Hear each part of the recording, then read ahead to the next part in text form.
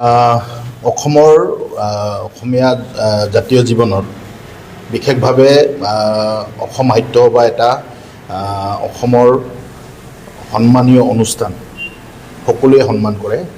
কিন্তু এই অসম সাহিত্য সভাৰ সভাপতি মহোদয়ৰ যি মন্তব্য, সেই মন্তব্যই অসমীয়া জাতিকে নহয়, অসম সাহিত্য সভাৰ পৰা অসমীয়া জাতিটোক, অসমক এটা ঘৃণাৰ চকুৰে চোৱাৰ এটা দিশলৈ তেখেতে ঠেলি নিছে।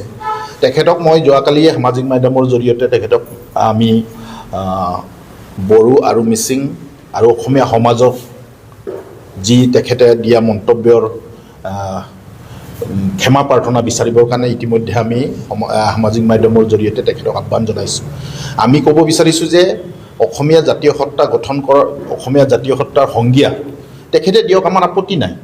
কিন্তু বড়ো বা মিচিং জাতিক এৰি যে অসমীয়া জাতি গঠন প্ৰক্ৰিয়াটো হৈছে বুলি তেখেতে ক'ব বিচৰাটো এটা দুৰ্ভাগ্যজনক আৰু গৰিহণাযোগ্য।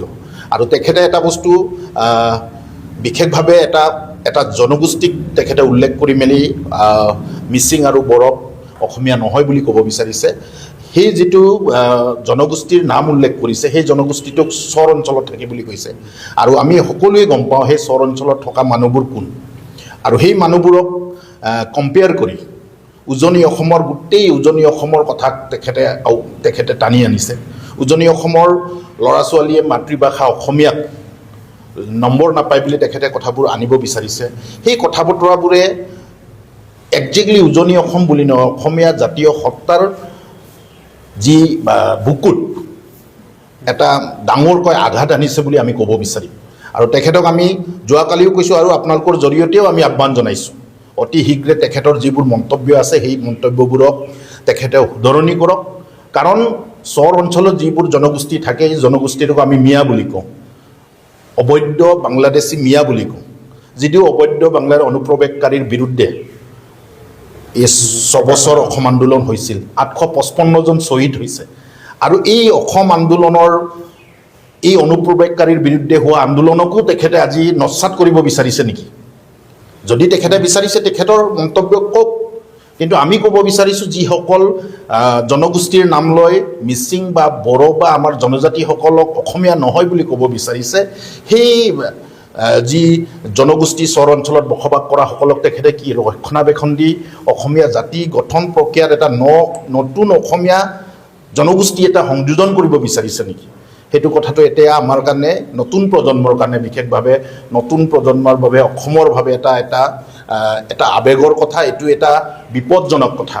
কাৰণ 855 জন শ্বহীদৰ পাছত আজি অসম চুক্তি হৈছে, আৰু সেই অসম চুক্তিৰ 6 নম্বৰ দফা এতিয়াও ইমপ্লিমেণ্ট হোৱা নাই, কাৰ্যকৰী হোৱা নাই। আৰু তাৰ কাৰণে সকলো আছুকে ধৰি সকলো জাতি জনগোষ্ঠীৰ অৰ্গেনাইজেশ্যনসকলে সেই 6 নম্বৰ দফা আজি কাৰ্যকৰী কৰাৰ কাৰণে লাগি থকা সময়ত অসম সাহিত্য সভাৰ নিচিনা এটা সন্মানপূৰ্বক অনুষ্ঠান এটাৰ মুৰব্বীয়ে যদি এনেধৰণৰ মন্তব্য কৰে, এইটো এটা দুৰ্ভাগ্যজনক আৰু এটা গৰিহণাযোগ্য। আমি TMPK তৰফৰ পৰা এইটো গৰিহণা দিছোঁ। আৰু তেখেতক আমি অতি শীঘ্ৰে মিচিং আৰু বড়ো জনগোষ্ঠী বা জনজাতিসকলৰ ওচৰত ক্ষমা প্ৰাৰ্থনা বিচাৰিবৰ কাৰণে আমি আহ্বান জনাইছোঁ। কাৰণ অনাগত দিনত অসমৰ জাতি গঠন প্ৰক্ৰিয়াটোক বিভিন্ন জাতি জনগোষ্ঠী, মৰাণ মটকৰ পৰা আৰম্ভ কৰি, কোচ কলিতাৰ পৰা আৰম্ভ কৰি পাহাৰ ভৈয়ামত থকা বিভিন্ন জাতি জনগোষ্ঠী বা জনজাতিসকলৰ এটা সংমিশ্ৰণ বা এটা সদল মৰমেৰে আজি অসমীয়া জাতিটো আমি ক'ব নিবিচাৰিম কেতিয়াও যে কোনটো সংজ্ঞাৰে অসমীয়া জাতিৰ সংজ্ঞা দিব বিচাৰে, এখেতসকলে দিয়ক। কিন্তু আমাক বাদ দি, জনজাতিসকলক বাদ দি যদি এখেতসকলে অসমীয়া জাতি গঠন প্ৰক্ৰিয়াটোত এখেতসকলৰ চৰ অঞ্চলৰ মানুহক লৈ গঠন কৰিম বুলি তেখেতে ক'ব বিচাৰিছে, আমিতো নকওঁ। আমি স্বাভিমানেৰে কওঁ আমি অসমীয়া। প্ৰথম আমি মিচিং, কিন্তু আমি অসমীয়া মাতৃভাষা পঢ়ি মেলি আমি ডাঙৰ দীঘল হৈছোঁ। আমাৰ ল'ৰা ছোৱালী এতিয়া ইংলিছ মিডিয়ামতো যদি কোনোবাই পঢ়ে, ছাবজেক্ট অসমীয়া মাধ্যমৰ, অসমীয়া ভাষাৰ ছাবজেক্ট এটা লোৱাত সকলো আমাৰ মিচিং জনজাতিসকলে বা অন্যান্য জনজাতিসকলে সদায় অগ্ৰাধিকাৰ দি আহিছে আৰু দি থাকিব। তাৰ কাৰণে তেখেতক আমি আহ্বান জনাম, অতি শীঘ্ৰে তেখেতৰ যিবোৰ মন্তব্য দিছিল সেই মন্তব্যবোৰ যাতে আঁতৰাই দিয়ে নে ক্ষমা খোজে, এইটো তেখেতৰ কথা। কিন্তু এইটো এটা বেয়া কথা হৈছে, বিৰূপ প্ৰভাৱ আমাৰ অঞ্চলত পৰিছে। তাৰ কাৰণে দায়ী কোন বুলি ক'লে অসম সাহিত্য সভাৰ সেইজন মুৰব্বী। দিয়ক চাওক, আমি সময়সীমা নিদিওঁ। তেখেতসকলে বুদ্ধিজীৱী, তেখেতসকলৰ ওচৰত আমি সময়সীমা বান্ধি মেলি আমি আমাৰ নিজৰ স্থিতিক বা আমাৰ নিজৰ গোটেই ছিষ্টেমখনক আমি ম্লান হ'ব নিদিওঁ। যাৰ কাৰণে আমি আহ্বান জনাইছোঁ, অনুৰোধ জনাইছোঁ, আহ্বান জনাইছোঁ, এনেধৰণৰ মন্তব্যই অনাগত দিনত অসমৰ জাতি গঠন প্ৰক্ৰিয়াৰ সকলো জাতি জনগোষ্ঠীৰ যি সংমিশ্ৰণ, মৰম চেনেৰে যি গঠিত অসমৰ যিটো এটা মৰমৰ এনাজৰীখন যাতে বিংগিত নহয়, সেই কথা বতৰাবোৰক চাই মেলি তেখেতে অতি শীঘ্ৰে এই কথা বতৰাবোৰক উঠাই নিয়াৰ কাৰণে আমি আহ্বান জনাইছোঁ।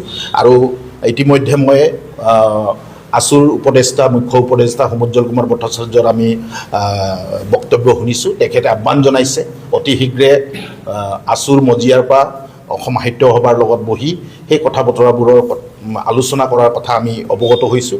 আমি আছুকো আহ্বান জনাম যে এই কথা বতৰাবোৰক যদি অতি শীঘ্ৰে যদি সমাধান নকৰে, তেতিয়া অনাগত দিনৰ যিখন মৰমৰ শৃংখলা, মৰমৰ যিটো এনাজৰী অসমৰ ভাষা ভাষিক ধৰ্মাৱলম্বী সকলো জাতি জনগোষ্ঠীৰ একতাৰ এনাজৰীটো এদিন এখেতসকলৰ তথাকথিত যিবোৰ বুদ্ধিজীৱীৰ জৰিয়তে যাতে বিংগিত নহয়, তাৰ পদক্ষেপ অতি সোনকালে সকলো ছাত্ৰ সংগঠন বা আছুকে ধৰি সকলো জাতীয় অনুষ্ঠানসমূহক মই আহ্বান জনাইছোঁ, অতি শীঘ্ৰে তাৰ মীমাংসা হ'ব লাগে।